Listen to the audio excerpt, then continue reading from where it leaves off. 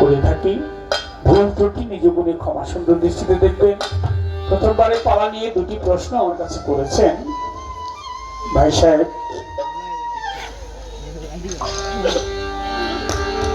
হাসরের মাঠে প্রত্যেকটি মানুষ উঠবে, কবরের মধ্যে তিনটি প্রশ্ন করবে মুনকির নকির দুই ফেরেশতা। মান রাব্বুকা ওয়া মান দিনুকা মার হাজা রাসূলু, তোমার রাসূল কে? কবরের মধ্যে দুইটি বিষয়ের জন্য বেশি বেশি মানুষকে কষ্ট দিবে। একটি বিষয় হলো যদি কোনো ব্যক্তি প্রস্রাব করে পানি ঢিলা কুলুপ না নেয়, এর জন্য কষ্ট পাবে। আরেকটি বিষয় হচ্ছে যদি কোনো ব্যক্তি চগলখড়ি করে, একজনের কথা আরেকজনের কাছে লাগাভাজি করে, বিবাদ ঘটানোর চেষ্টা করে, চগলখড়ির জন্য কবরের মধ্যে শাস্তি দেওয়া হবে বেশি বেশি। তিনটি প্রশ্ন করবে, মান রাব্বুকা ওয়া মান দিনুকা, তোমার রব কে, তোমার দিন কি, তোমার রাসূল কে। মান রাব্বুকা, রাব্বি আল্লাহ। ওয়া মান দিনুকা, আনা দিনিয়াতে ইসলাম, আমি ইসলাম ধর্মের অনুসারী মুসলমান হইল। মার হাজা রাসূলু, তোমার রাসূল কে, হুয়া রাসূল, রাসূলের একটা প্রতিচ্ছবি সামনে তুলে ধরবে, বলতে হবে ইনি আমার রাসূল। তবে লালন সাহেব আর একটা কথা বলে গেছে, যে মুর্শিদ সেই তো রাসূল, ইহাতে নাই কোনো ভুল, আবার খোদাও সে হয়। এমন কথা লালন কয় না, কথা কোরআনে কয়। বড় পীরের আব্দুল কাদের জিলানী রহমতুল্লাহ আলাইহি, যিনি আউলিয়াদের সন্তান, ভক্ত একজন মারা গেছে, কবরের মধ্যে রেখে আসছে, লোকজন চলে আসছে, কবরের মধ্যে দুই ফেরেশতা কি উপস্থিত, প্রশ্ন করেছে, মান রাব্বুকা, এই ছেলেটাকে বাবা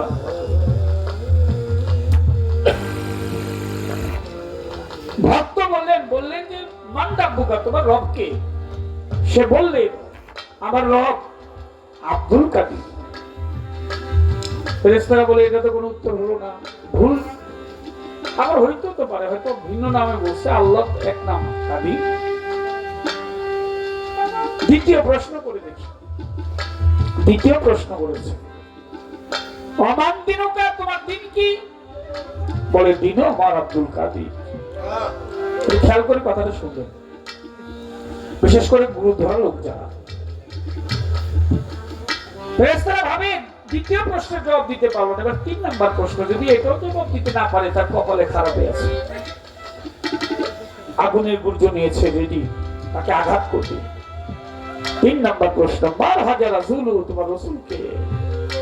বলে আমার রাসূল আব্দুল কাদির। ফেরেশতারা তো মারার জন্য উপস্থিত, মারবে। আর কবরের মধ্যে থেকে ডাক দিলেন, আব্দুল কাদির, বড় পীর, আমাকে রক্ষা করো। হযরত বড় পীর আব্দুল কাদের জিলানী রহমতুল্লাহ আলাইহি কথা শুনে সঙ্গে সঙ্গে কবরের মধ্যে গিয়ে উপস্থিত হয়েছেন। সুবহানাল্লাহ, এটা সুবহানাল্লাহ বলবেন না? সুবহানাল্লাহ। কে গেলেন কবরে? বড় পীর আব্দুল কাদের জিলানী। কি হয়েছে ভক্ত? ফেরেশতারা আবার কি করেছে, কি অবস্থা, ব্যাপারটা কি? ফেরেশতারা আবার বলে যে আপনি কে? ফেরেশতাদের একটা দাপট আছে না, আপনি কি? বড় পীর আব্দুল কাদের জিলানী বলে, আমি কে মাইনি? তোরা বল আগে, তোরা কারা? তোরা আমাকে সালাম দিলি না কেন? আমি বড় পীর আব্দুল কাদের জিলানী। ফেরেশতার কথা শুনেই মাথা নত বলে আমাদের ভুল হয়ে গেছে। অনেক আলোচনা, অবশেষে আল্লাহর কাছে গেলেন, আল্লাহর কাছ থেকে আসলেন, বললেন, আল্লাহর কাছে যখন গেলেন যে আব্দুল কাদির নকিরকে আটকে রাখছে, বললেন যে সে যা বলে তাই শুনে তাড়াতাড়ি চলে আসো। চলে গেলেন, মুনকির ফেরেশতা দুইজনে একত্রিত হয়ে বললেন যে হুজুর আমাদেরকে ক্ষমা করেন। ফেরেশতারা বলতেছে তাকে, বড় পীর আব্দুল কাদের জিলানীকে, আমাদেরকে ক্ষমা করেন। বড় পীর আব্দুল কাদের জিলানী বললেন আমি ক্ষমা করতে পারি, আজ থেকে কাল কিয়ামতের আগ পর্যন্ত কবরের মধ্যে এই কবরস্থানে তোমরা দুই ফেরেশতা কোনোদিন প্রবেশ করতে পারবে না। সুবহানাল্লাহ। বড় পীরের জীবনী পড়লে পাওয়া যায় মুনকির নকির দুই ফেরেশতা কবরে প্রবেশ করা নিষেধ। ইরাক দেশের বাগদাদ শহরে এজাজ নামক কবরস্থান, সেই কবরস্থানে দুই ফেরেশতা প্রবেশ করতে পারবে না। আমার রাসূল একটু বড় পীরকে সেদিন এই ছেলেটা কথা বলতে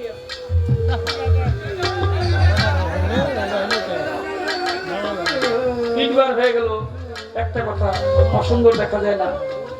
আমরা তো একটা অল্প সময়ের জন্য আসছি, চলে যাবো।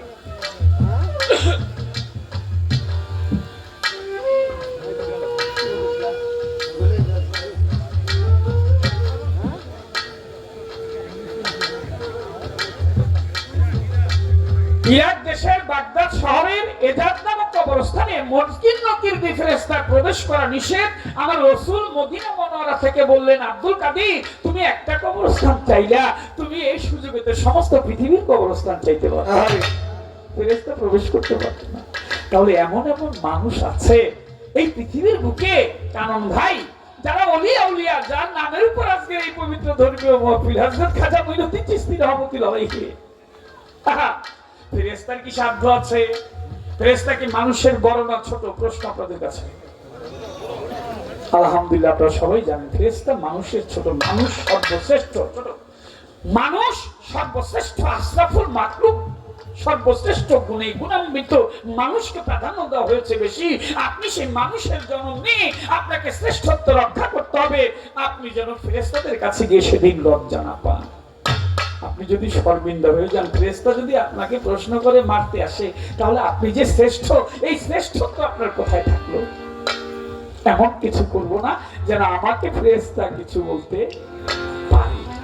ফেরেশতা যেন আমাকে দেখে বলে, আসছেন, ভালো ভালো চলে যাই। আর মরণকে তো ভয় করার কিছু, মরতে তো একদিন হবেই। যারা এসেছি তারা চলে গেছে না সবাই। গানটা কি এখন?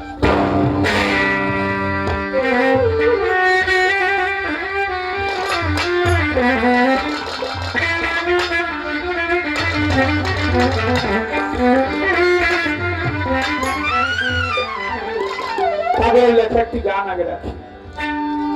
সেদিন কাজী হবে আলেম শাই, হিসাব নিবে পাই পাই।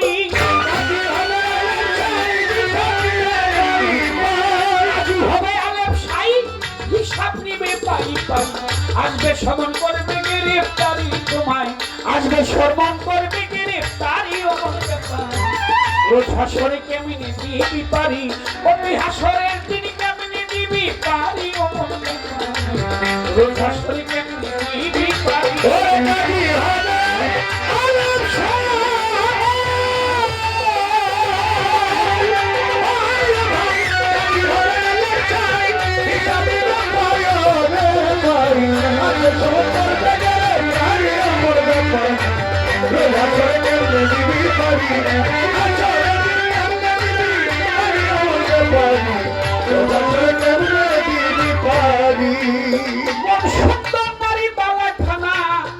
মরলে কারো সঙ্গের যায় না, থাকবে সিন্ধুক ভরা যত টাকা করি।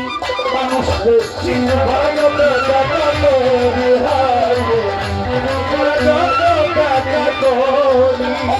সকল দুদিনের পরে পাখি গেলে দেহ ছেড়ে, সকল 2 দিনের পরে থাকবে না আর 2 দিন পরে। পায়ের ঘাটে করবি মরা গড়ি সেদিন, পায়ের ঘাটে করবি মরা গড়ি।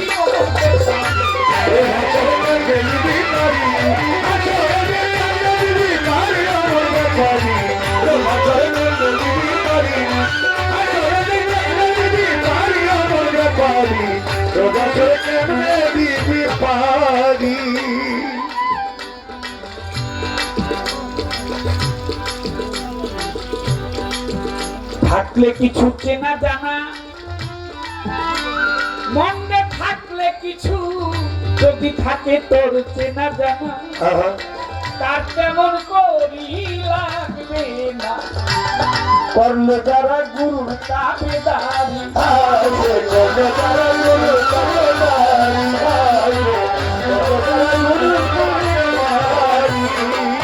পরিচিত হইলে সমস্যা নাই, অপরিচিত হইলে সমস্যা। অনেকদিন আগে গানে গিয়েছিলাম সেরাইপুরের দিকে, তখন কেবল 2-1টা অডিও ক্যাসেট, এরকম ওই ফেসবুক ছিল না, ভিসিডিও ছিল না, ভিসিডিটা তারপরে আসছে। তো গানে গেছি, লোকজন তো মঞ্চে বসা, চতুর্দিকে লোকজন, আমি রাস্তা খুঁজতেছি কোন দিক দিয়ে যাবো। এক ভাইরে একটু গিয়ে বলছি, পার্টি তো চলে গেছে আগে, ওরা মিউজিক টিউজিক দিতেছে। আমি বলছি ভাই আমাকে একটু যেতে দেন, এবারে ব্যাগ করে হুতে এলাম। এটা কই একটা মারছে আমার, লাগছে বুকের মধ্যে, পাইছে একটু ব্যথা। ভাবলাম যে এই দিক দিয়ে যখন একটু মারছে অন্য দিক দিয়ে যাই, আরেক দিক দিয়ে গেছি, গিয়ে একটু ভাই আমার একটু যাইতে দেন। ওই বেড়াকে একেবারে হুতাইলাম, মানে ওই এলাকার ভাষায় হুতাইলাম। ভাবলাম যে এই বেড়া মারতে চায়। পরে কমিটির ডাক দিয়েছি, ভাই এই যেহানটা যখন তুই মারতে চাই, আমি তো মঞ্চে যাবো, তো একটু আমার নিয়ে যান। ও চৌকিদার আসছে, বাসি টাসি ফুয়ে মঞ্চে নিয়ে গেছে। এখন গান তো গাইতেছি, গান গাইলেই কি চোখটা খালি বারবার ওই দিকে যায় যেদিকতে মারছে। ব্যথা বেশি তো ওই যে হুতাইলাম, ওকে যে পুলি দিয়ে মারলে ব্যথা লাগে না। তো গান গাইলাম সারা রাত্র, সকালবেলা বাসায় আসছে আইসা মনে মনে ওই প্রতিদিন তো গানে থেকে ঘুম আসে না, মারলো কেন আমারে। অনেকক্ষণ চিন্তা ভাবনা করলাম, চিন্তা করে দেখলাম মারছে এর জন্য লোকটা আমাকে চেনে নাই।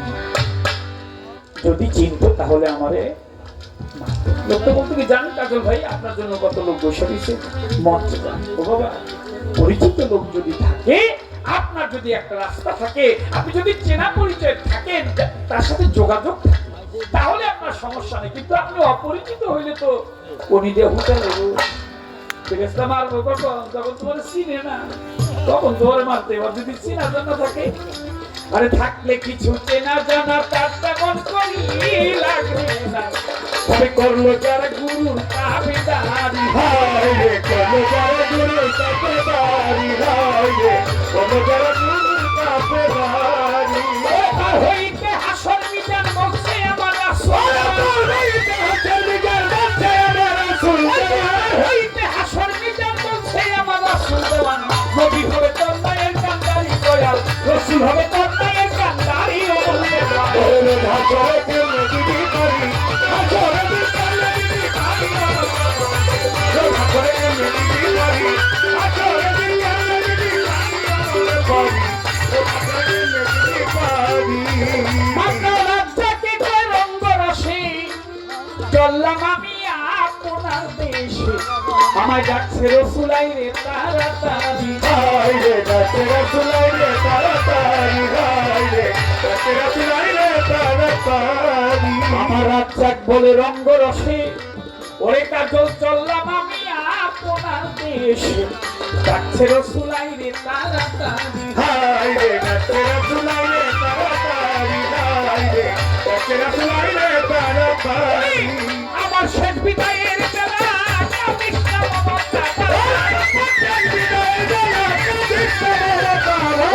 আমার শেষ বিদায়ের বেলা কৃষ্ণের মনটা গেলা, শেষ করিলাম রঙ্গিলা করি আমি, শেষ করিলাম রঙ্গিলা করি। ও হাসরে কেমনে দিবি পারি, ওরে হাসরে কেমনে দিবি পারি, ও হাসরে কেমনে দিবি পারি, ওরে হাসরে কেমনে দিবি পারি, আমরা পারি, ও হাসরে কেমনে দিবি পারি। তালে তালে গুনছে তারা, তালে তালে গুনছে তারা, তালে তালে গুনছে তারা, প্রেম চাহে তোমার কাছে। বাগানে বাগানে তুমি বসেছে খাজা বাবা, বাগানে বাগানে ভক্তরা বসেছে। তালে তালে গুনছে তারা, তালে তালে গুনছে তারা, বাগানে বাগানে বুলবুলি বসে খাজা বাবা, বাগানে বাগানে বুলবুলি বসেছে। আমার করে আছেন যারা হিন্দু মুসলমান, যেইভাবে বসে শুনছেন পিতার বাউল গান, আপনারা বসে বসে করলে একটু দোয়া, আপনাদের দোয়া পেলে হবে যে গান গাওয়া। হাসর আর কিয়ামতে চলবে আজকে পাল্লা, হিন্দুরা হরি বলবে মুসলমানে আল্লাহ। প্রথমবারে আমার কাছে জিজ্ঞাসা না করে, আমি ভুলি নাই কথা আমার মনে পড়ে। তিনি যেইভাবে জিজ্ঞেস করে কথা মন্দ না, সবার মাঝে তাহার কথা বর্ণনা। আমার কাছে জিজ্ঞেস করে শোনেন বন্ধুগণ, হাসরের মাসটা যাইবে আপনি নিরঞ্জন, বিচার করবে মানুষের নাম ধরে অহেতুর কাহার। সর্বপ্রথম আমল নামা বলে সমাচার, সর্বপ্রথম আমল নামা হাতেতে থাকিবে, আমল নামা দেখে তো জান্নাতে দিবে। তারপরে কোন মিজানের পাল্লায় উঠাবে মাদের সাই, মিজানের পাল্লা উঠাইয়া সবাই জানাই। তারপরে পুলসেরাতের সেইখানে নিয়া, পুলসেরাতের কুলে যদি বাইরে পারি দিয়া, ও পারে গেলে সবাই হবে জান্নাতবাসী, নিচে পড়িয়া গেলে ওই লোকটা দোষী। তিনি আমার কাছে জিজ্ঞাসা করে, আমার কাছে জিজ্ঞাসা করে, মিলেমিশে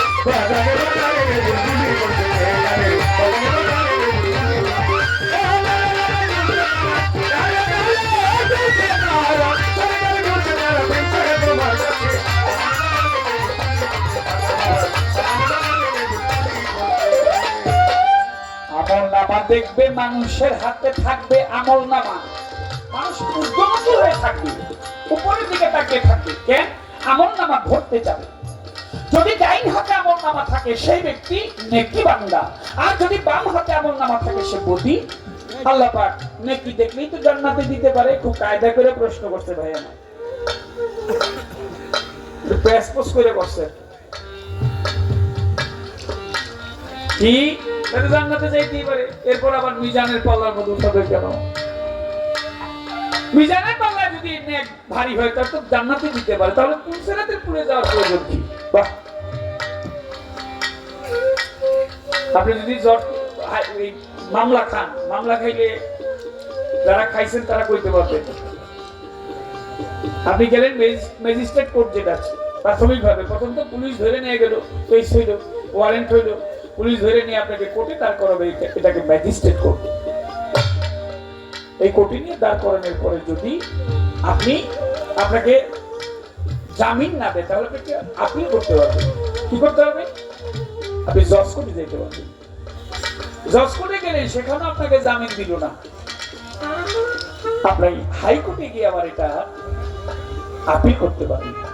হাইকোর্টও আপনাকে মনে করেন যে আপনাকে সাজা দিয়ে দিল, তারপর একটা ব্যবস্থা আছে, সেই ব্যবস্থা হলো সুপ্রিম কোর্ট, সর্বোচ্চ পাওয়ার। সেই পাওয়ারের মালিক হচ্ছে আমার আল্লাহ। আপনি অনেক অনেক অন্যায় করেছেন, পাপ করেছেন, কিন্তু কোন দিন যেন একটা ভালো কাজ করেছিলেন, সেই ভালো কাজের জন্য আল্লাহ পাক বলল তোর সব গুনাহ মাফ, আমি সুপ্রিম পাওয়ারের মালিক, আমি তোর ওই ভালো কাজটার জন্য খুশি হয়ে তোকে জান্নাত দান করে দিলাম।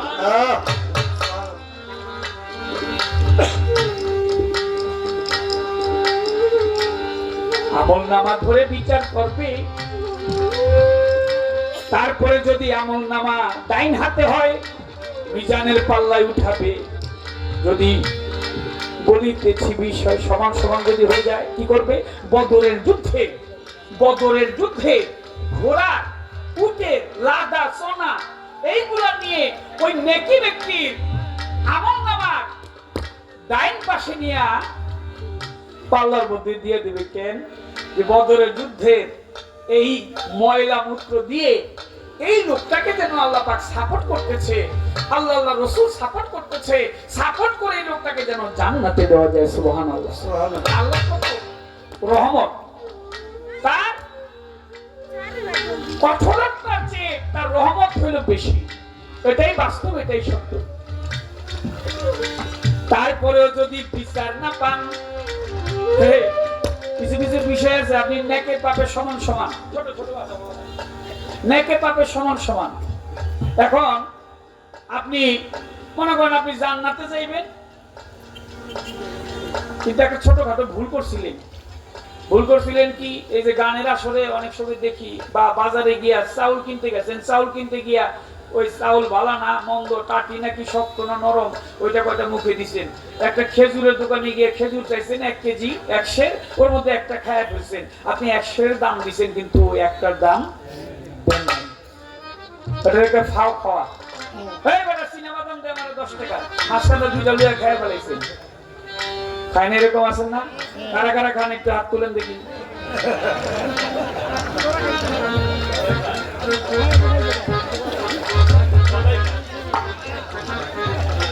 আচ্ছা, না খাই ভালো।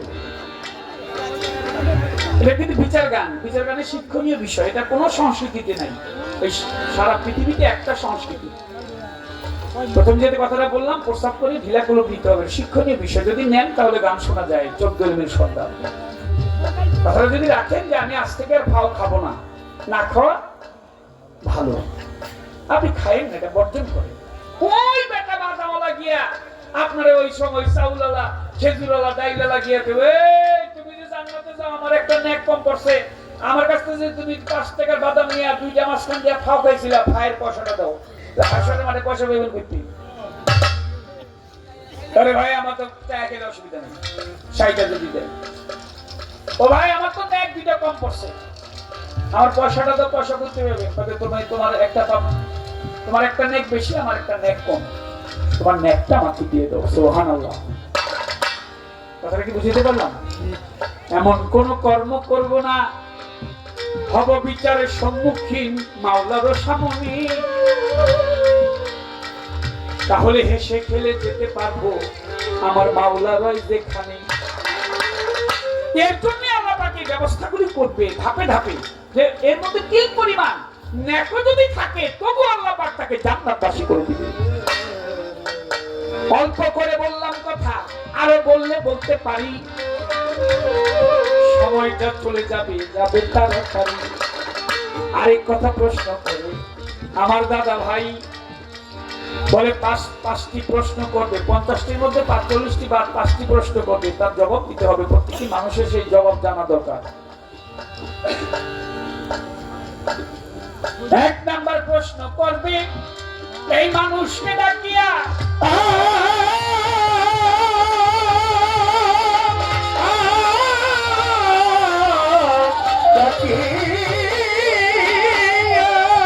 তোমাকে একটা জীবন দিয়েছিলাম, কোন পথে গিয়েছো? এই জীবনকে নিয়ে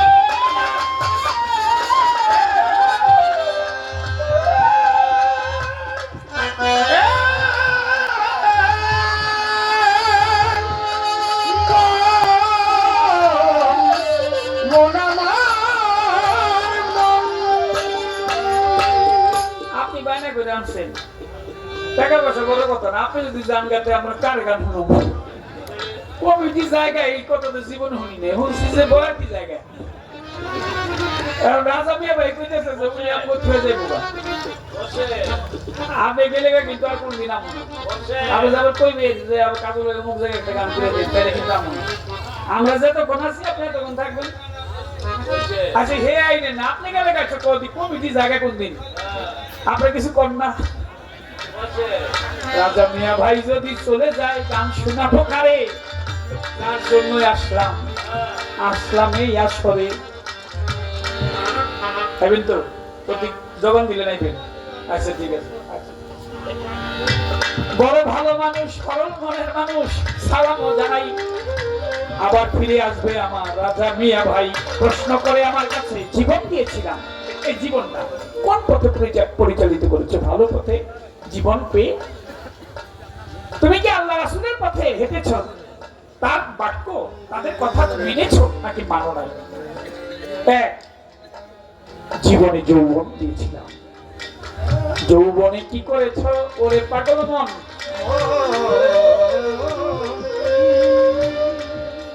যৌবনে কি করেছ? ওরে পাগল মন, মানুষকে কষ্ট দিয়েছ জনমের মতো, মানুষকে কষ্ট দিয়েছ। ওই যে আলকামার কথা বলল, মাকে আঘাত করে যৌবন গায়ে পেয়ে, যৌবনের তাড়নায় সে বুঝে না মুরব্বীকে শ্রদ্ধা করতে হয়। আমি যদি আজকে কাউকে শ্রদ্ধা ভক্তি করি, একদিন আমিও সেই জায়গায় যাব, সেদিন হয়তো আমাকেও শ্রদ্ধা করবে। আমি কাউকে শ্রদ্ধা করলাম না, আমাকে তো কেউ সেই শ্রদ্ধা করবে না, আমাকে তো কেউ ভালোবাসবে না। জীবনে যৌবন দেয়, সেই যৌবনে ভালো ব্যবহার করতে হয়। এই কথাটি তো হাদিসে লেখা রয়েছে। দিয়েছিলাম অর্থ উপার্জন করার ক্ষমতা, টাকা পয়সা কামানোর ক্ষমতা দিয়েছিলাম। কোন পথে উপার্জন করেছে? ভালো পথে। আপনি রিক্সা চালান, ঠেলা গাড়ি চালান, সারাদিন কষ্ট করেছেন, কৃষিকাজ করেছেন, আলু তুলেছেন, রাত্রে বেলা আলু ভর্তা দিয়ে ডাল দিয়ে ভাত দিয়ে নাক ডাই কে দরজা খুলে ঘুমাইলেন, কোনো সমস্যা নেই। কামাই করছেন 500, ওর মধ্যে 500 খরচ হয়ে গেছে, চোরের ডর নাই। কিন্তু যার হাজার হাজার কোটি টাকা, তার তো অনেক ডর, কখন জানি চোরে নিয়ে যায়। আমার ঘরে এসে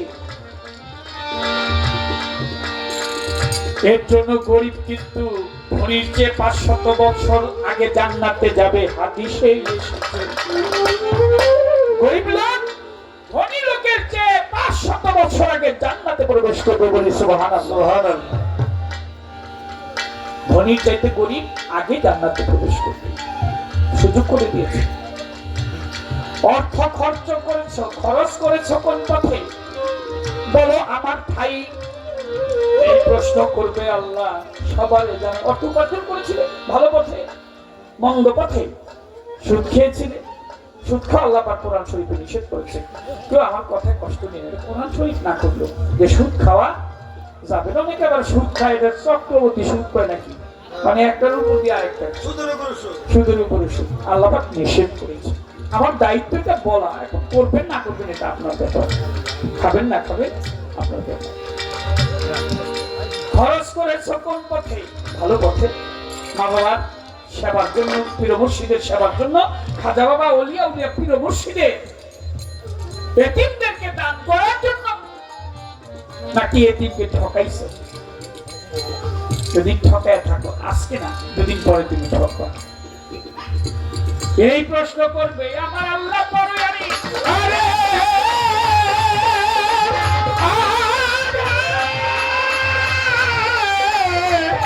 আরে জ্ঞান দিয়েছিলাম মানুষ, জ্ঞান সবার উপরে জ্ঞান দিয়েছিলাম। এই জ্ঞান দিয়ে তুমি কি করেছো? এক ব্যক্তি এই মাউথটা আবিষ্কার করেছে জ্ঞান দিয়ে। তিনি যদি আবিষ্কার না করতো, আমি কেমন আজকে আমরা এইভাবে কিন্তু গান করলে এই গ্রামের সমস্ত আশেপাশের গ্রামের লোক শুনতেছে। যিনি আবিষ্কার করেছিলেন তিনি জ্ঞান দিয়ে এটা করেছে। জ্ঞান দিয়ে অনেক কিছু করা যায়। তুমি সেই জ্ঞানটা কিভাবে ব্যবহার করেছো? তুমি কিছু রেখে যাচ্ছ তোমার জ্ঞান দিয়ে, নাকি যাওয়ার সময় শুধু আসলা আর গেলা, কোনো কিছু তোমার দ্বারা হলো না? মানুষের কল্যাণের জন্য কিছু তোমার তুমি করতে পারো নাই, সেই মানুষটার জন্ম বৃথা চলে যায়। এই পর্যন্ত আলোচনা। পাগল মন এই 5টি প্রশ্ন করবে আমার আপনি নিরঞ্জন। এবার আমার ভাইয়ের কাছে থাকবে জিজ্ঞাসা।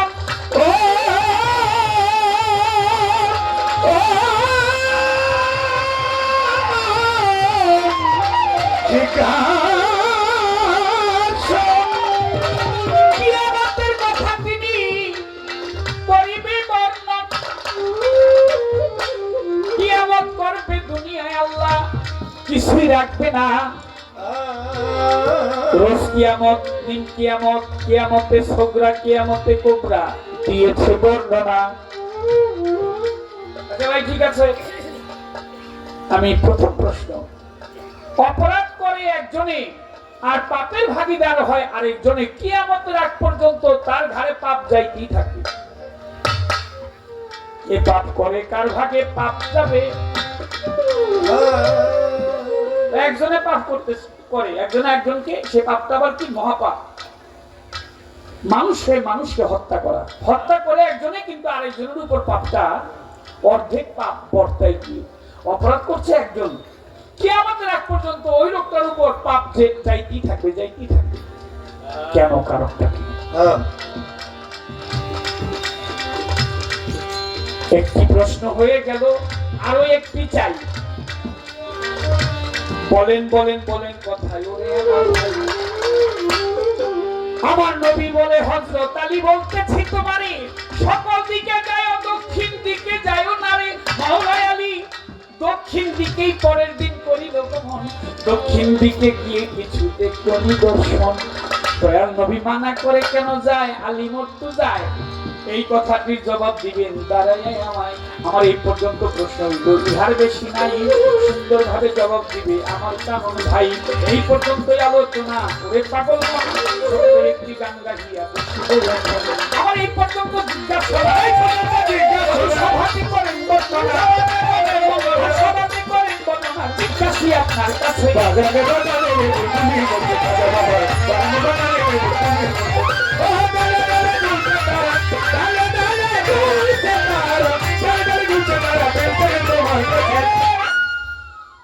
আমি যে আনি গানে যাই, হ্যাঁ মালা রাতে বলে দিয়ে দেয়।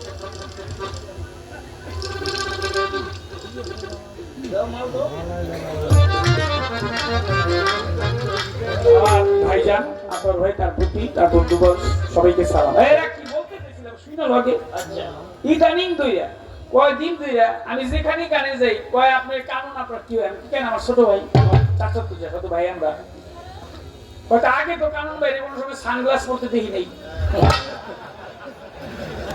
এখন কাজল ভাই এই কানুন ভাই সানগ্লাস পরে কেন আমি তো এইটা তো আমি কইতে পারি না আমি যেটা পড়ি এটা ডাক্তার বলছে যে আপনি ওই আলোটা চোখে লাগাইেন না মানে আমি ডাক্তারের অনুমতি নিয়ে পড়তেছি ভাই ওখানে আমার মাসে জিগাই দিকে আমি আপনার এটা জিগাইতেছি আপনি ওই কষ্ট নিন না আপনি সানগ্লাস পরছেন কোন ডাক্তারে কইছে আপনার পড়া যায় হ্যাঁ লাইভ ওয়েব থেকে প্রশ্ন করছে মানে প্রশ্ন তো মানে প্রত্যেক দিনই করে তাও এটা কিন্তু অন্যান্য বছর পরে নেই এই এই এই আমি দেখলাম এই যে এই বছর ইদানিং কালে পড়তেছে এত পরে পরে আরো কিছু গায়ক বেরিয়েছে আরো পরে আচ্ছা আমার কাছে ডাক্তার চোখের একটু আপনি আলোটা হ্যালোজিনের আলোটা যেন না লাগে এইটা বুঝে আমার ডাক্তার আপনি করে কোন ডাক্তারে কইলো যে এইটা পড়তে হইব এটা একটা আলগা বাড়ি পারলাম দেখি আমার ভাই কি করে এই কর্মকাণ্ড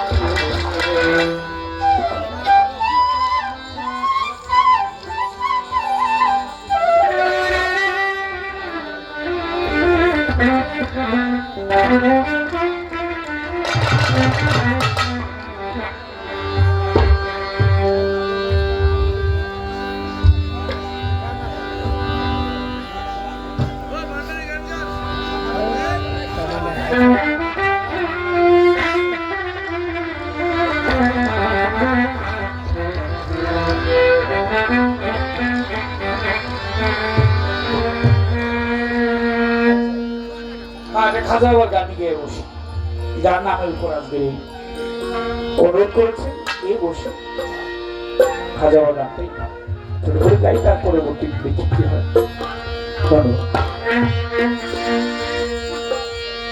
খাজা বাবা মার হাবা নবীর গুণগান খাজা বাবা মার হাবা কে ছিলেন নবীর গুণগান খাজা বাবা মার হাবা কে ছিল নবীর গুণগান খাজা বাবা মার হাবা কে ছিল নবীর গুণগান তুমি আমার বড় তুমি তাকিয়া কয় খাজানি তোমার বদন কেমন এত ইমরান তোমার বদন কেমন এত ইমরান একদিন আমার বড় পীরে তাকিয়া কয় খাজানি তোমার বদন কেমন এত ইমরান খাজাই কয় পীরে রে 3 দিনের অনাহারে খাজাই কয় পীরে রে 3 দিনের অনাহারে খাজা বাবা কয় পীরে রে 3 দিনের অনাহারে রুহের খোরা আমার সামাদান খাজা বাবা মার হাবা কে ছিলেন নবীর গুণগান খাজা বাবা মার হাবা কে ছিল নবীর গুণগান খাজা বাবা মার হাবা কে ছিল নবীর গুণগান আমার খাজা বাবাই গান তুমি পীর নাচে তালে তালে আরো নাচে আল্লাহ জমিন আসমান খাজা বাবা গান তুমি পীর নাচে তালে তালে আরো নাচে আল্লাহ জমিন আসমান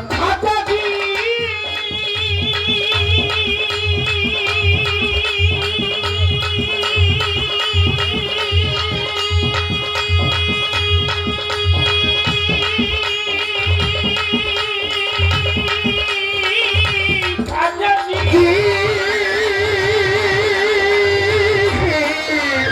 গরিব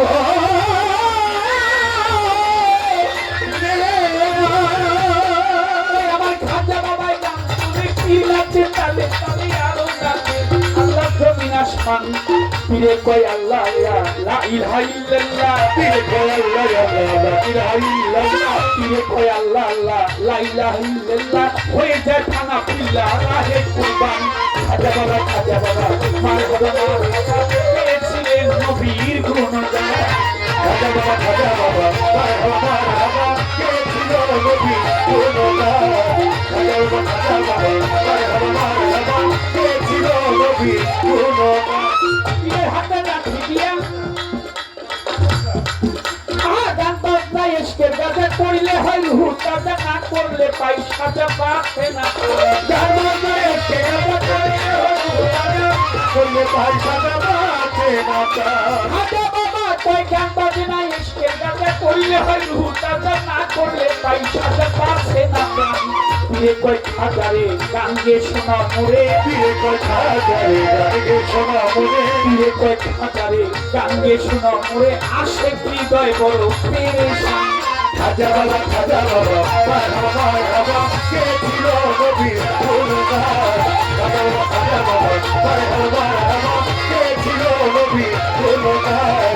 খাজা বাবা মারহাবা কে ছিল নবীর গুণগান।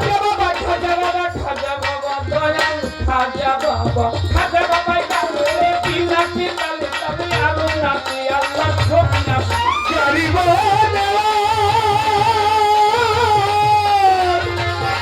আমার খাজা বাবা জারিব খাজাজি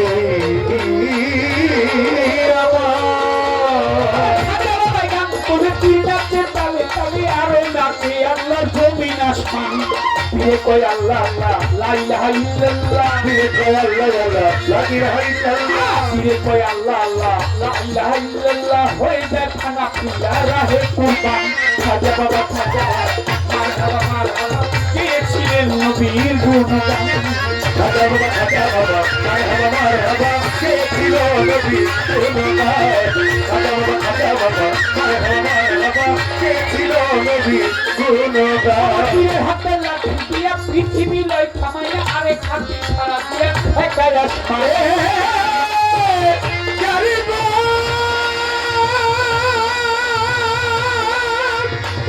আমার খাজা